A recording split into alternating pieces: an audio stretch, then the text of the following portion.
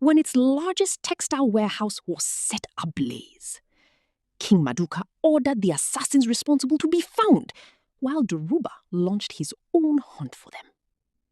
After learning about the attack, Prince Nnamdi returned home, but promised himself he would see Princess Zina again. Meanwhile, a drunk Zina was secretly taken from the hotel to Amara's house to avoid a scandal.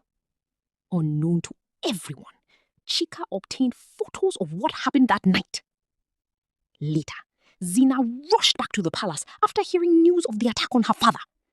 Before leaving Amara's house, the two friends clashed over Zina's inability to move on from her mother's death. After an emotional reunion with her father, Zina secretly called an unknown person. Meet me at our usual place tomorrow. Who is Zina meeting? And what secret is she hiding? It was early the next morning. Two men were transporting exports from the Udo kingdom to another land when they suddenly spotted a large log blocking the road. They stepped down from the truck and moved it aside. But before they could return, two armed assassins emerged from the bushes. The men quickly dropped to the ground as gunshots rang out. In seconds, the assassins took control of the truck and drove away with the goods. The men slowly stood up in shock, staring as the stolen truck drove away. One question lingered. What would they tell the king? Later that day, the king gathered the elders for an emergency meeting. Chief Njoroge, Chika's father, suggested they seek help from King Azuka. We need to ask King Azuka for help. I would rather starve than depend on a deceitful ruler. At the same time, the kingdom's detectives went to investigate the captured assassins.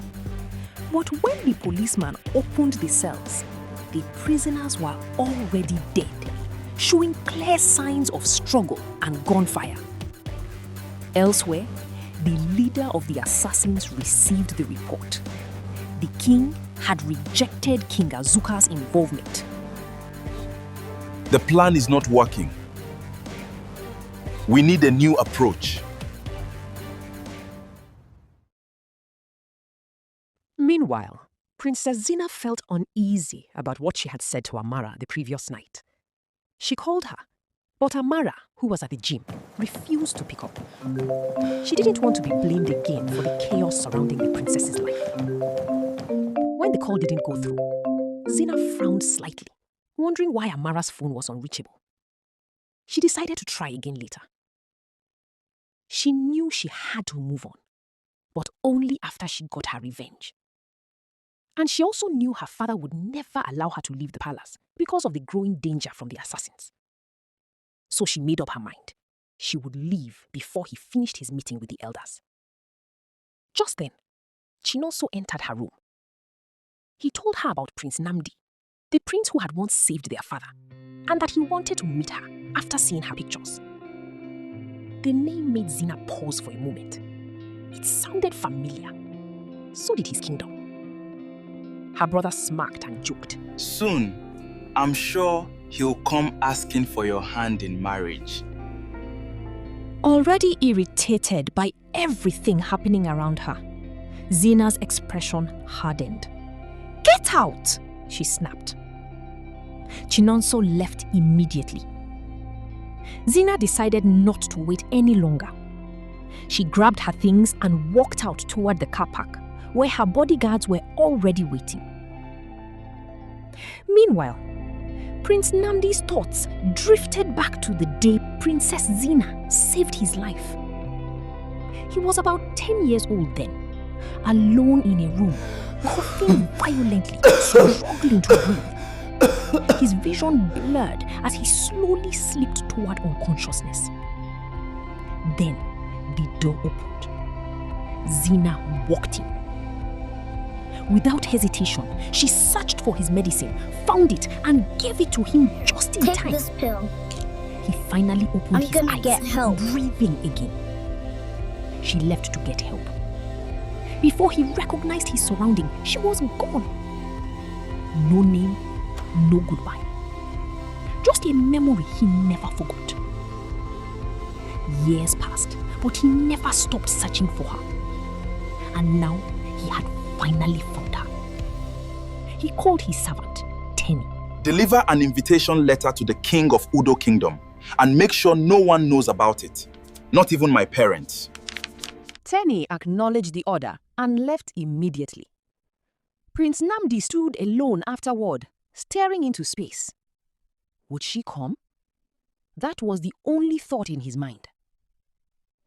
Princess Zina arrived at a private guest house in the suburbs, a place she often used for discreet meetings away from public attention. At the same guest house, Dozie, dressed in a blue suit, was preparing for a business meeting when his phone rang. It was his cousin and assistant, Lola.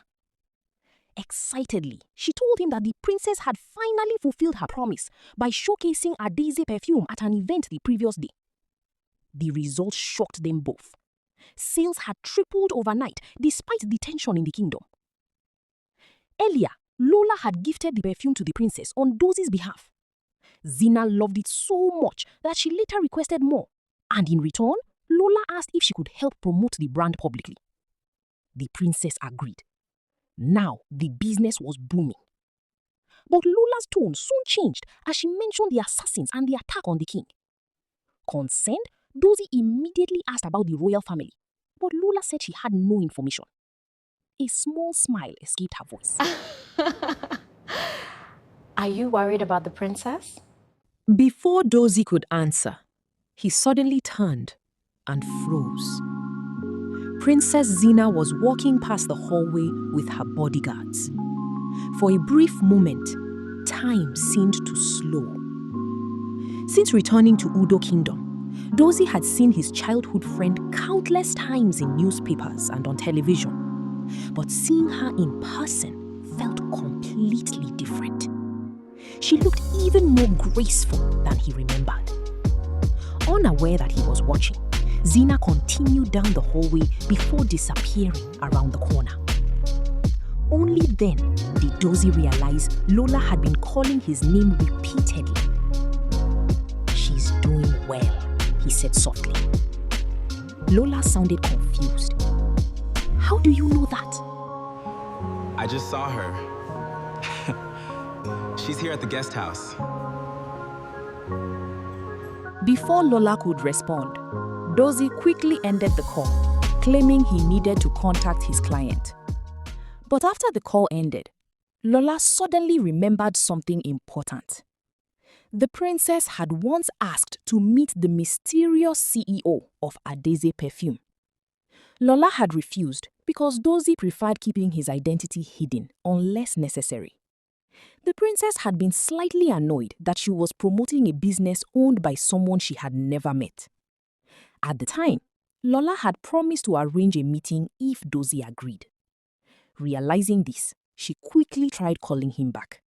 But his line was already busy. Lola sighed. She would have to tell him later. Dozie was speaking to his client on the balcony when he suddenly spotted Princess Zina standing on the balcony opposite his. He stopped mid-sentence. For a moment, he could only stare as the afternoon sunlight fell gently across her face. Quickly apologizing to his client, he promised to explain everything properly during their meeting. Without thinking, he called out, "Your Highness, good afternoon." Startled, Zina turned toward the voice. "Pardon?" "Good afternoon," she replied politely, before hurrying inside, surprised that someone had recognized her. A moment later, a man entered the room. "Why do you look worried?" he asked him. Zina turned to him. It was Duruba, the richest man in the kingdom. "Did you notice anyone suspicious while coming in?" she asked quietly. Duruba frowned. "No. Wait, did something happen?" "Someone recognized me here," Zina replied. "He only greeted me, but we can't continue meeting in this place." Meanwhile, Dozie received a call from Chika. When she mentioned she was already at the guest house, he quickly headed downstairs to meet her. Back upstairs, Zina asked Duruba why he had kept her waiting. He explained that security across the kingdom had tightened, leading to multiple police stops on the road. Duruba then asked how she had managed to leave the palace despite the danger surrounding the royal family. Zina avoided the question. Instead, she asked why he seemed unusually happy.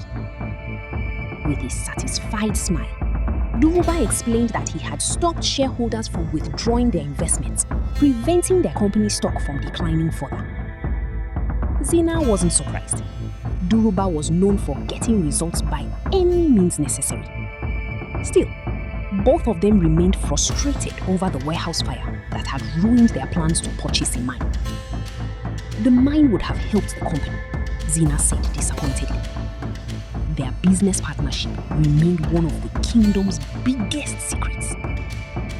Duruba's expression soon darkened. Do you have any plans to find the assassins? Every plan I tried failed. Yes. They're already looking for me. Duruba stared at her. Even knowing assassins were hunting her, she spoke as calmly as if they were discussing ordinary business. They're already looking for me. Downstairs at the restaurant, Chika sat across from Dozie. He was surprised she had driven 2 hours just to see him. I missed you, Chika admitted softly. And you skipped my birthday. Busy with work, Dozie had instead sent her a special gift and a sample of Adize perfume that had not yet been released. Chika smiled warmly, clearly pleased. She had liked Dozie for a long time. Soon, their conversation shifted to business. I still can't believe it, Dozie said excitedly. Ever since the princess showcased the perfume at the principal's daughter's birthday yesterday, orders have exploded. Prices have increased, but demand is still overwhelming. Then he lowered his voice slightly. The princess is actually here at the guest house right now. I wish I could thank her personally. Chika's eyes widened. The princess is here? Upstairs, Duruba still struggled to understand how calm Zina remained despite the danger surrounding her. I want to use myself as bait, Zina said suddenly. Duruba fools. You are insane. I'm angry, she replied firmly, her eyes burning with determination.